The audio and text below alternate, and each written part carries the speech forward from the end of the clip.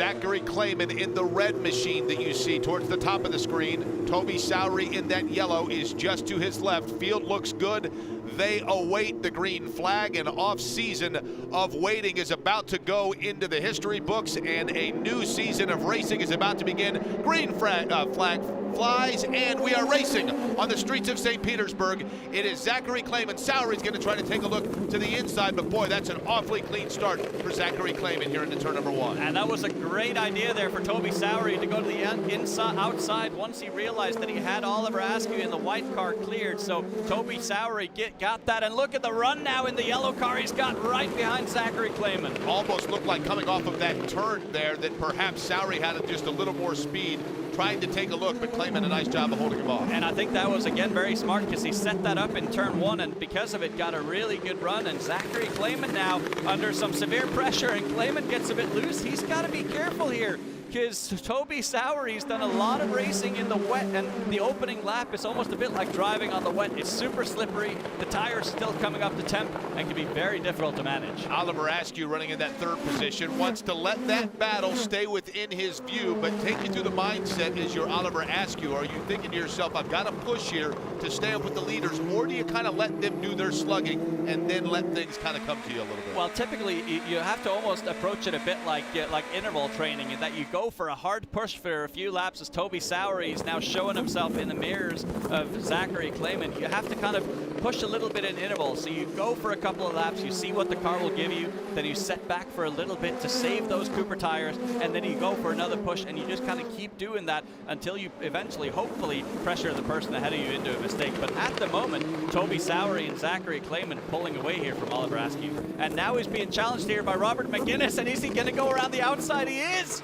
Boy, McGuinness tried to push to the outside, but now all of a sudden Rinus VeeKay gets that spot right back. Nice piece of driving. But Robert McGuinness in the blue and white car is making his intentions known. He feels like he's got a better race car at this point in time, and is not going to let his eyes off of Rinus VeeKay. This is a great battle. Battle for the 5th position, and now all of a sudden Ryan Norman wants to get up there and play with him. The lead down to 1 second, and he is burning through push to pass. Down to 14 to go, so I think now he's been told, go for it. You have 14 push to pass to go.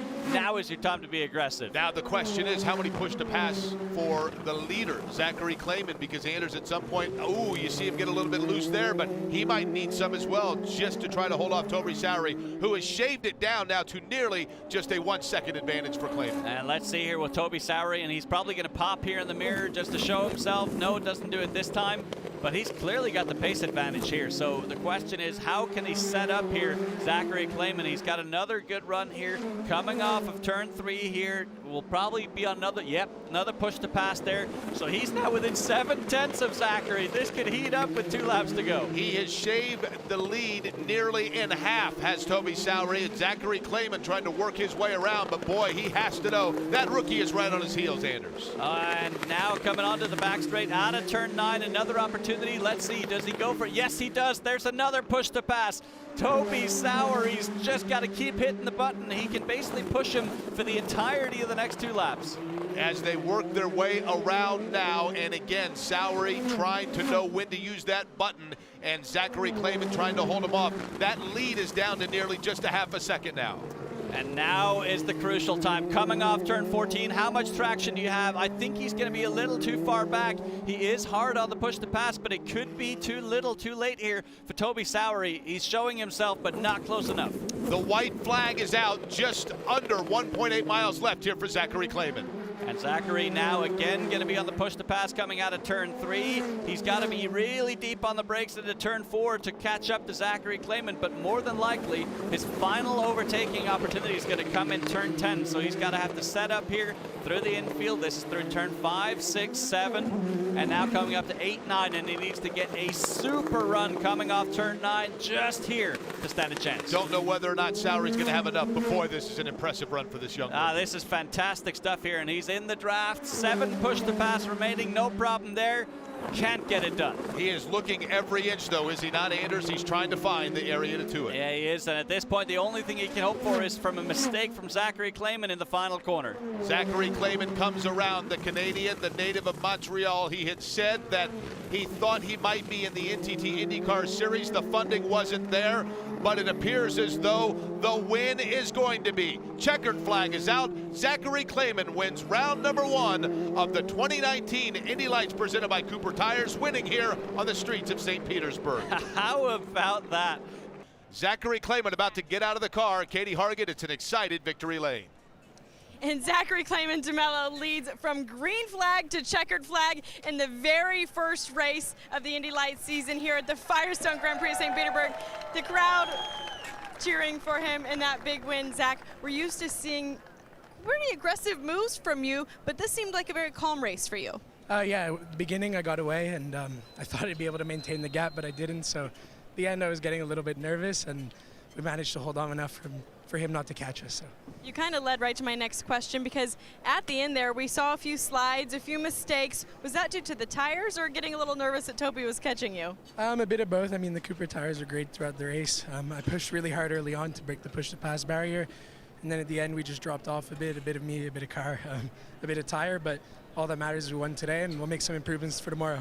Yeah, Anders and Jake, Zach making a big statement in his first win of the season. Oliver Askew on the inside for pole. About to set the start here of the first of 40 laps. It's Oliver Askew there. You see him in the white machine. Arenas VK just now popping in behind him, and I think they didn't like that start and got a little bit wide behind Oliver Askew. Yeah, and it was a bit of a different start compared to yesterday. Zachary Clayman held him really, really slowly up to the line, whereas this Oliver Askew rolled quite a bit more speed through turn 13.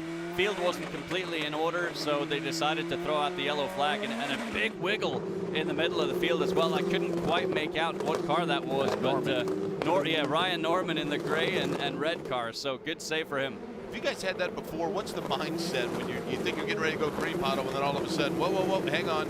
Well, actually, no, I think it's pretty good whenever you get another lap, because it does take some time to get some heat into these Cooper tires, because I guess it's a little bit easier in the afternoon, but in the morning, when everything is so cold, it takes a while to get them hot. So I think these guys are going to be thankful for that, and they're going to get to turn 1 a lot more prepared than this past time by. Yeah, we saw track temperatures upward of 120 degrees yesterday. Still 30 degrees off of that right now, Anders. Yeah, it is, but it's plenty warm. But again, the humidity is way up, and we have a much stronger wind today, so I think it's still going to be a very difficult thing with that tailwind into turn 1 and these cars slipping and sliding. And personally, I always hated when you got the yellow flag on an initial start, because I was like, man, I was ready to go. And especially if you got a good initial jump and then the yellow comes out. But anyhow, here we are, 1 corner to go, and then we'll hopefully get the green flag. Deja vu all over again, but we'll try it again this time. A little bit better start. It appears behind Askew again, just to his left. That is the maroon of Arenas VK. We await now. They watch. Boy, they are really grouped up this time, and everybody minding their P's and Q's. We are green. We are racing back here on the streets of St. Petersburg. 10 cars heading their way into turn number 1. Oh, and a big moment for Arenas VK in the red car. Can he hang it? Oh, side by side through turn 2. That doesn't usually end well. Oh, and Askew's in the wall. Askew got pushed down, it appears, towards the outside. Boy, what a disappointment for the pole sitter. Arenas VK, just when it looked like he might have been the one to lose it, but instead it's Oliver Askew that ends up here with the caution on lap number 1. We'll get a better look at it, Anders, but I'll tell you what, we talked about it. Turn 1, turn 2 gets very, very tight. Turn 1, and we're seeing Oliver Askew here is moving around the cockpit. He's okay. So we're going to have Arenas VK here do the Toby Sowery move from yesterday. Try and hang it around the outside. Is doing that, but too wide through turn 2 just does not work. Look at this. Oh, and Arenas VK bumps the curb and jumps into Oliver Askew. That is what happened. That is pretty much exactly how Will Power ended his race last year. Just jumped that inside curb, except in that particular case, he spun it around and hit the wall, and in this case, Arenas VK jumps in to the side here of Oliver Askew and launches him into the barrier. Man, that's a big hit for Oliver Askew. Arenas VK gets a little bit loose as he starts to head now towards the green flag and restart it. And that wasn't just a little bit loose. You could see the tire marks there coming off the final corner, but still with a good enough gap here, and no one can really do anything with Robert McGuinness either. So a clean first corner here, but the question is what's going to happen into turn 4 as we see Toby Sowery in the yellow car right on the heels here of David Malukas. What can he do? Boy, you see that. Everybody got bunched up behind Clayman. Did a nice job Three there holding wide. up McGinnis. Now suddenly 3 wide, and Malukas is going to get up to play. Oh, but look at Sowery hanging around the outside. What a great move for David Malukas to pick up 2 spots. Brilliant, brilliant there on the brakes into turn 4 inside, and then the outside move around Sowery. So Toby Sowery here is going to have that extra 50 horsepower coming onto the front straightaway. Zachary Clayman won't. Let's see what happens when you have McGinnis in the wall. Robert McGinnis was running in the 5th position, and now all of a sudden a problem for car number 27. We'll get a better look at it.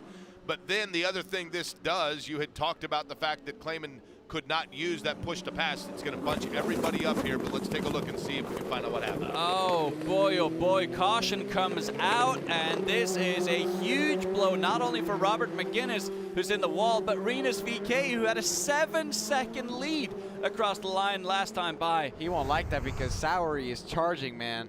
Oh, and Robert McGinnis completely misses the apex in turn 10, tries to do everything he can, but it's too little too late, smacks into that concrete barrier, and well, that's not very forgiving material, is it? I think we had said earlier that oftentimes you could start to turn in a little too early. That time Robert McGinnis Sanders turned in too late. Yeah, exactly, and so I wouldn't be surprised as he came to a halt there, I got a view of his left front tire, and you can see there was a huge flat spot there, so I wouldn't be surprised to see that he flat spotted that tire so much so that he couldn't get the car slowed down in time. This is series rookie against series veteran, and right now the rookie has the better end of it, but it is still an entire lap to go after they've seen that white flag, so still several turns to go for Rinus VK. Yeah, and one more push right here for Zachary Clayman. Let's see what he can do. Extra 50 horsepower. I think he's too far back.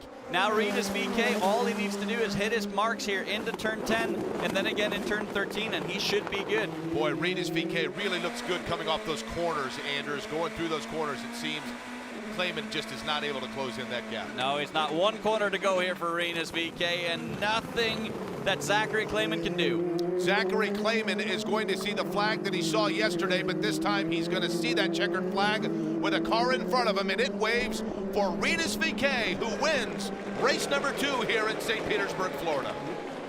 Wow, what a thriller of a race. I mean, from start to finish, just absolutely fantastic racing. He earned it though, right, Anders? Because big Rinus time. VK, I mean, not only do you have that incident at the beginning, you've got to regroup, and then at the end, another incident with Robert McGinnis that bunches him up, and he's got to hold off the field. Rinus VK is up. He is out of the machine. He is celebrating his first win in the Indy Lights. Katie? And a big win for the rookie Rinus VK, who holds off veteran Zach Clayman for his very first win in Indy Lights. Rinus, this was also the longest race of your career. Some congratulations from family, the longest race of your career. How did you keep your concentration all race long? Yeah, it was first of all a great race, a little touchy at the start, but yeah, that's racing, and I feel sorry for Oliver for retiring from the race.